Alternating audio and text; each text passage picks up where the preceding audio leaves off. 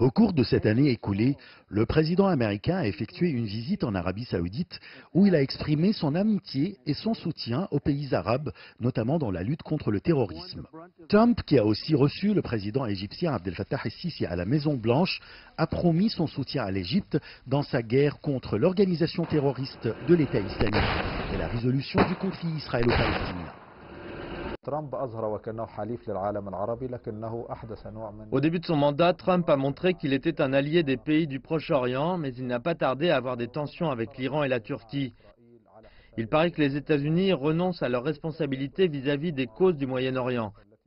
La preuve qu'ils tentent de remplacer leurs bases militaires qui se trouvent dans le Golfe par d'autres dans l'Atlantique. Ils ne s'impliquent pas vraiment dans les causes de la région, comme celles de la Syrie, de la Libye ou du Yémen. Il ne s'intéresse qu'au pétrole des pays du Golfe, de la sécurité d'Israël et la sécurité de la navigation dans le canal de Suez. Le 7 décembre 2017, Trump annonce le transfert de son ambassade en Israël à Jérusalem et la reconnaissance de cette ville sainte comme capitale de l'État hébreu. Une décision désapprouvée par tous les pays arabes et qui suscite la colère dans les rues de toute la région. Pour la première fois dans leur histoire de puissance mondiale, les États-Unis ne sont relayés par personne.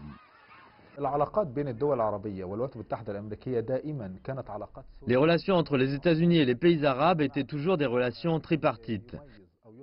Pour avoir de bonnes relations avec l'Amérique, le pays arabe devait avoir une bonne relation avec Israël. La décision concernant le transfert de l'ambassade américaine à Jérusalem a nui théoriquement à ces relations.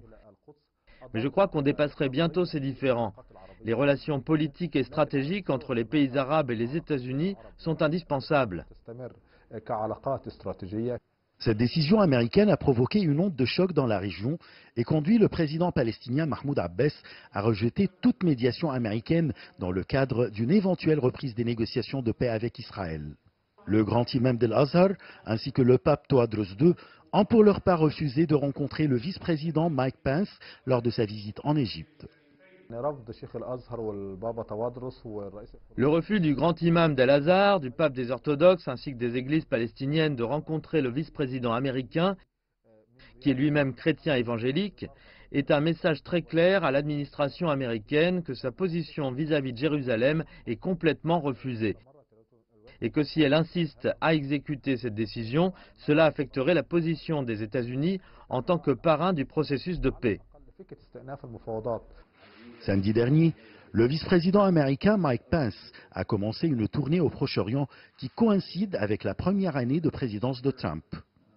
Au début de sa tournée, il s'est dirigé vers l'Égypte où il a eu des entretiens avec le président Abdel Fattah el-Sisi avant de se rendre en Jordanie pour se rencontrer avec le roi Abdallah II de Jordanie. Pence a terminé sa tournée au Proche-Orient en visitant Israël où il s'est entretenu avec le Premier ministre Benjamin Netanyahou. Il a également prononcé un discours devant la Knesset.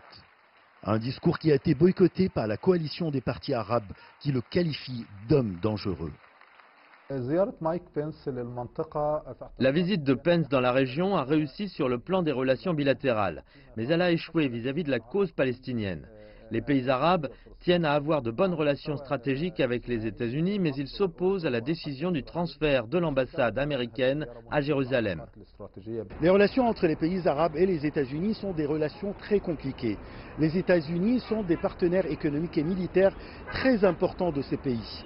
Mais la politique américaine de deux poids, deux mesures en faveur d'Israël suscite toujours la colère des rues arabes et le désaccord de leur gouvernement.